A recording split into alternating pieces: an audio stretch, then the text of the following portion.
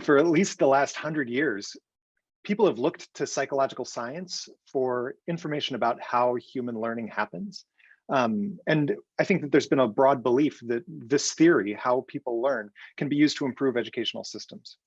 Unfortunately, a lot of this psychological research and the psychological theory is built from laboratory studies. So it really takes an effort to try and test whether the theory that we believe about how humans learn could affect education, whether that actually happens when implemented in a real education setting. So Many Classes is a large-scale distributed experiment. And the basic idea is that rather than doing a single experiment in one classroom on some instructional intervention, instead, we're going to do that same experiment in multiple classrooms, actually in dozens of classrooms, all in parallel. So if we're actually going to test theory about how people learn in educational settings, we probably shouldn't just test in single settings. Instead, we should test in many dozens of settings so that we can understand the full breadth of what the outcomes might be if different types of teachers embed the same intervention in lots of different types of courses.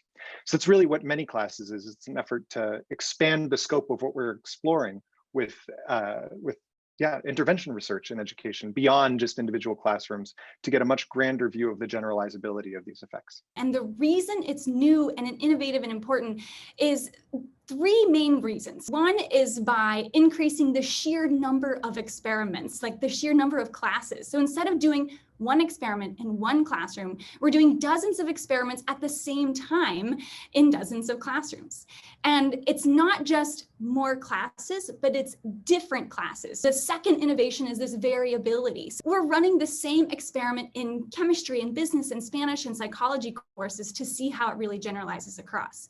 And the third feature that really makes it innovative is that we're using the teacher's authentic materials. We're really doing something that tests the way that people talk about what works in education. And interestingly, it's the first time that that our research team is aware of that anybody's tried to do something at this scale, where they explore the diversity of educational contexts and how that diversity reflects itself in differing benefits of an instructional intervention. There are really big implications coming from this Many Classes project.